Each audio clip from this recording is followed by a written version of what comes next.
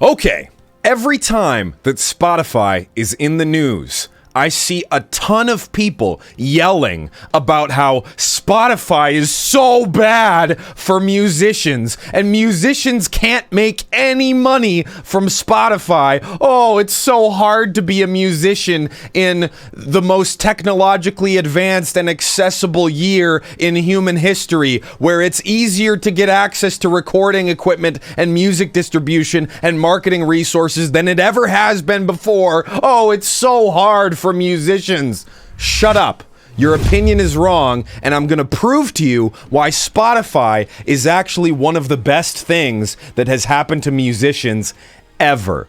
And before we do this, this is not a video about the podcast man, so if that's what you're looking for, go away. And also, there's a lot of ethical quicksand in this topic, okay? There's a lot of moral and ethical quicksand. The question of quantifying and monetizing art consumption, we're not gonna unpack that. The question of all of these multi-zillion dollar entertainment corporations like Spotify and Disney and Apple and all of these companies that are, you know, doing a lot of really questionable things, doing a lot of really questionable things, and whether or not it's like, we're not going to unpack that either. We're going to do the math, and we're going to disprove the arguments that Spotify is worse for musicians than traditional music sales.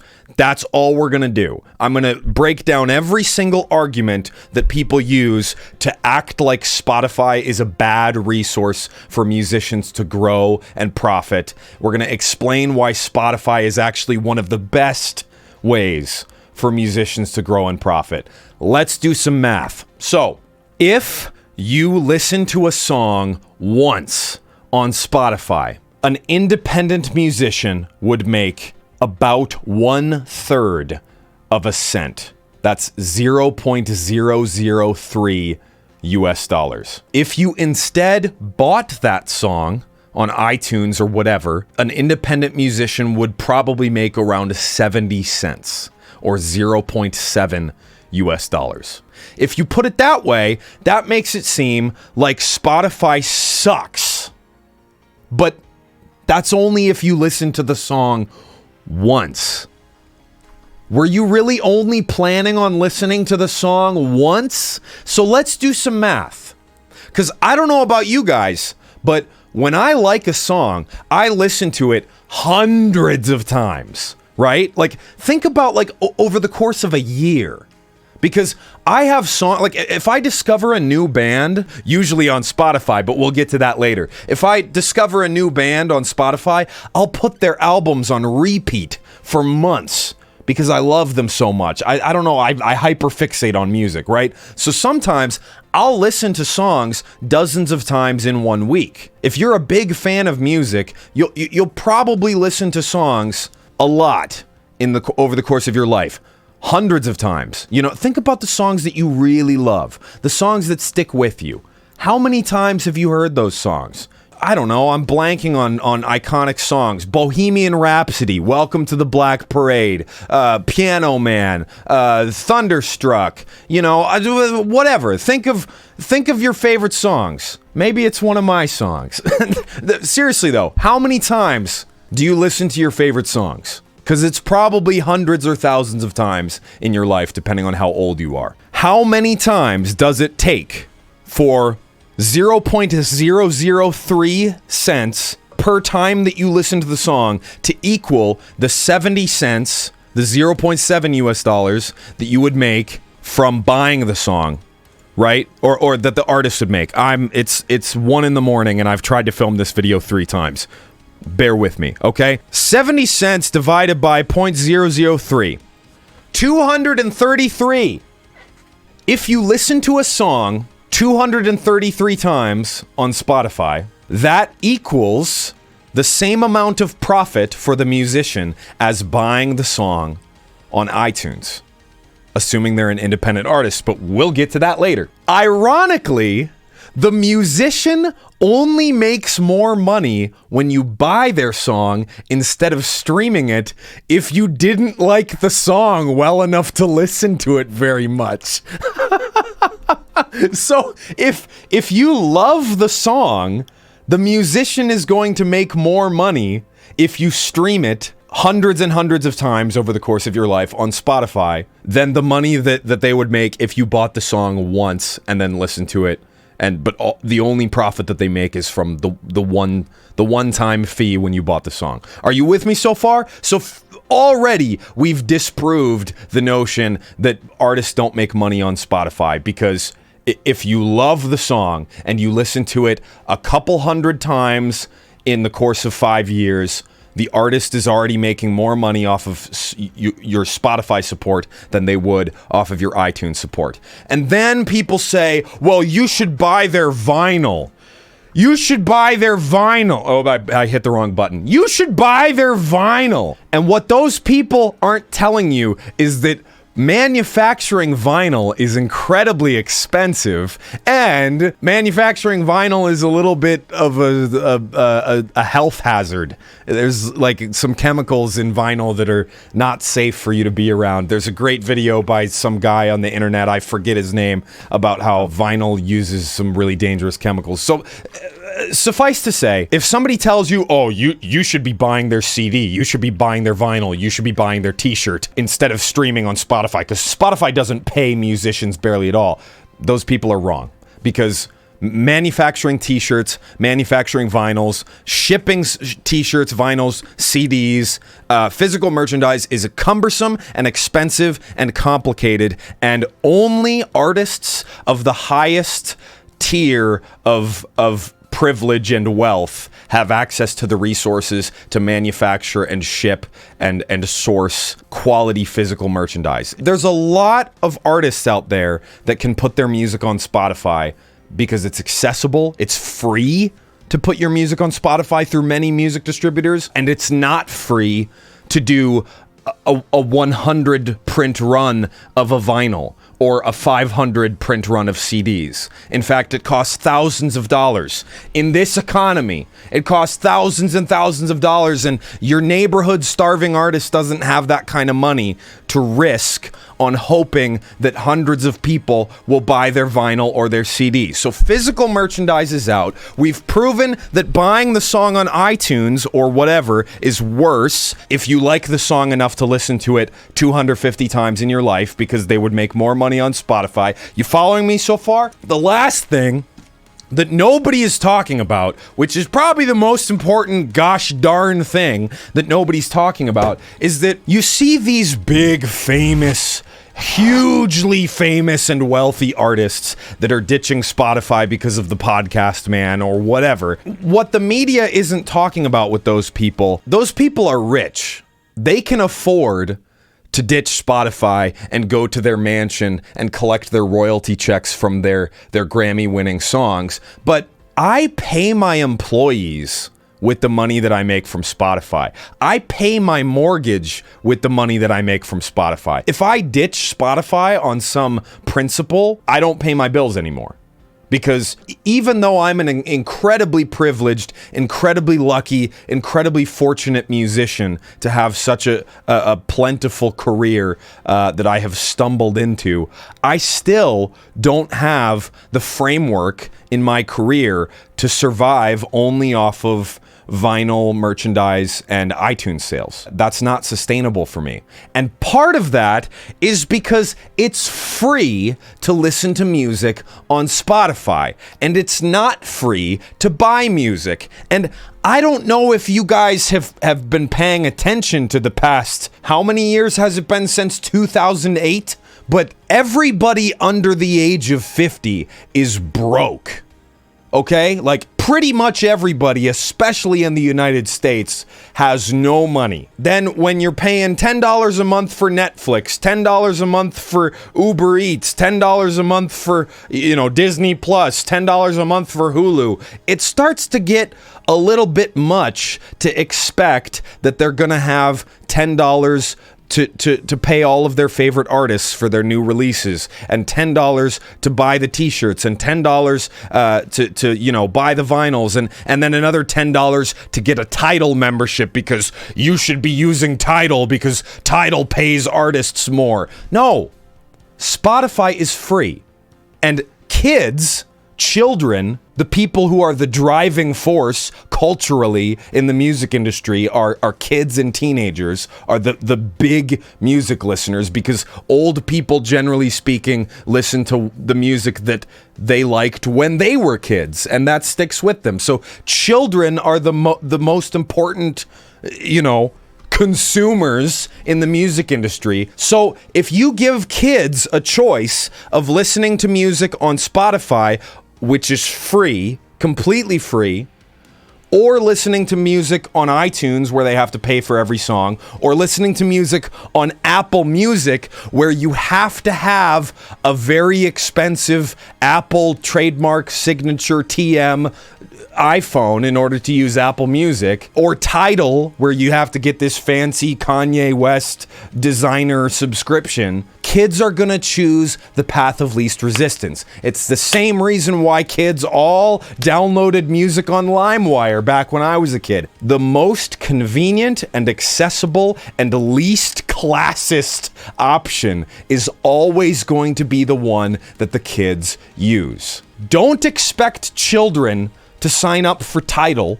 Don't expect children to be able to buy an iPhone every year when their old iPhone breaks. Don't expect kids, for Apple Music that is, don't expect kids to have, disposable income to buy your vinyls. And that brings me to my last 2 points. I'm sorry, I'm really scatterbrained, and I really wanted to make this video, but my thoughts are not very well collected. The second to last thing is Spotify, because it's the path of least resistance as a music platform, it has by far an undisputable market dominance in the entire music industry right now. Half of my music sales and streaming income comes directly from Spotify streams. I have hundreds of songs on Spotify. Half of all of the money that I get from iTunes, Amazon, Google Play, Spotify, YouTube is just Spotify. That's how dominant Spotify is. YouTube Music is just Google trying to desperately compete with Spotify. Apple Music is Apple trying to get you to buy the new iPhone. Tidal is, Jay-Z trying to act like he's smarter than Spotify. And Amazon Music is also just diet Spotify. Amazon Music is a platform that doesn't know how to make good music platforms, desperately trying to ride the coattails of the people that do know how to make good music platforms. Because Spotify is so dominant and everybody uses it, there's a social element and a discovery element where, because Spotify has the most data and the most market share, which we're not going to unpack the monopolistic ethical side of that, but because they have such a dominant market share, because they're focused solely on music and audio, whatever, podcasts, Spotify is able to recommend music better than any of the music platforms, and their user interface for recommending music is so fluid, and their analytics data is so well put together, and their algorithms and their radio is so well put together that somebody on the other side of the planet who's an independent musician can put music out through the power of the internet without spending any money on marketing. Their music can get new fans that they never would have had before just through the built-in Spotify algorithm, right? That's happened to me. And just to emphasize, this has never happened in history. It has never been this easy for a metal band in India to post music on the internet and have it immediately be discovered through social media algorithms by people on the other side of the planet like me.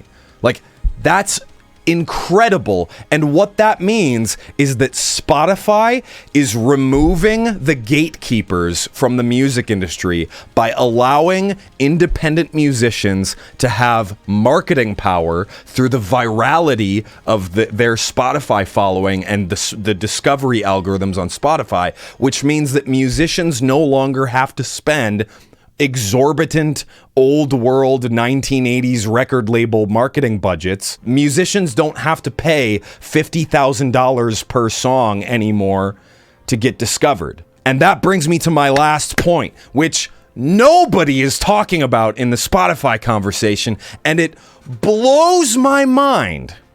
When you see these rich, famous musicians complaining about how they don't make any money from Spotify, and when you see all of these big, successful bands complaining about Spotify, what no one's talking about is that all of the most successful musicians from pre-2010 all had record labels.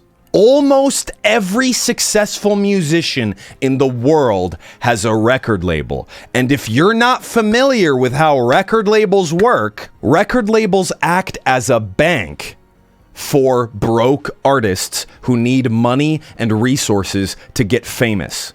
The record label gambles a ton of money to try and make somebody famous, and then in exchange, the record label has to pay off their loan that they gambled to try and make the artist famous, and the record label gets a stake in the profits of the song. And usually it's a percentage stake of all of the money that song makes, and usually it's more than half, especially when you go back pre-2010. The internet is thankfully changing things, but almost every successful musician has half of their profit taken away from them by the record label that is responsible for their success. Another part to this is that when I, as an independent musician, get a play on Spotify, I make $0.003 US.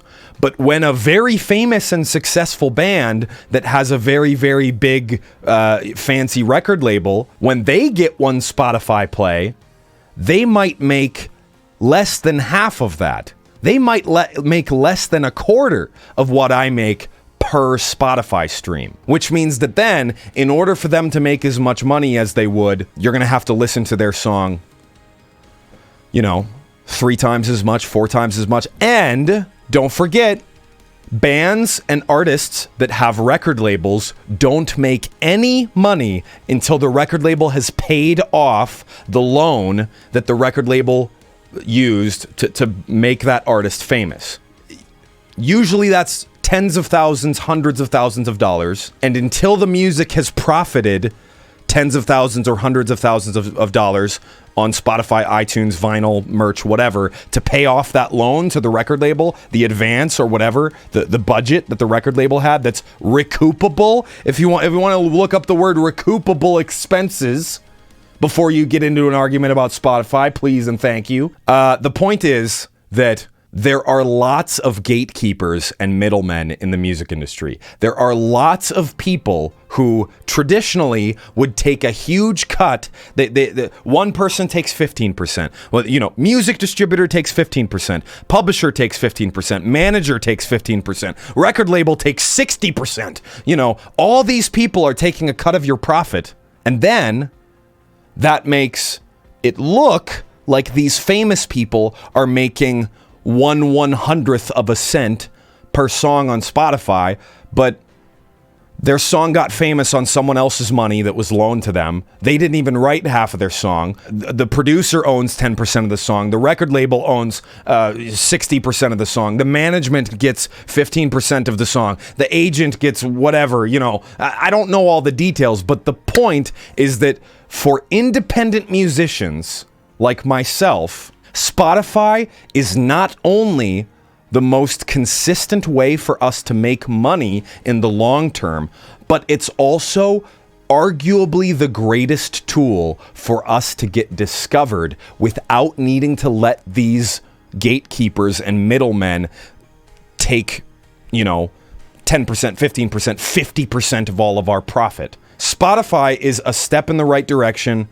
to a more sustainable music industry, a more decentralized music industry, a music industry with less gatekeepers, a music industry that's more accessible to kids with a dream that aren't marketable in the eyes of record label executives. Those are all good things, and you should be excited about those things. So it hurts my heart when I see so many people acting like music streaming platforms that pay out fractions of a cent are inherently bad because they pay out fractions of a cent. That's the old world talking. That's the vinyl sales music industry talking. And you need to do the math before you hop into that, before you grab your pitchfork and join the angry mob. Do the math, do your research, figure out what the context is of the history of the music industry and why this might be a really good thing for artists. A platform where they can get paid from fans that can immediately listen to their music for free, that allows their music to be discovered by people anywhere in the world based on their tastes, which are incredibly accurately predicted. I hope that you understand where I'm going with this, and please do not get into arguments about Spotify and whether or not it's good for musicians unless you actually have done the homework and unless you actually know what you're talking about. I'm sure that I missed some things. I'm sure that people are going to type some angry comments. I'm tired of putting off this video. I need to post it. It's pissing me off. I saw an article yesterday with mainstream media completely misrepresenting how Spotify works. Again, let me know if you want to see me talk about more stuff like this, or if this is stupid. I don't know, man. It's 1 a.m. I'm so tired. I gotta go to bed. Thanks for watching. I'll see you next time.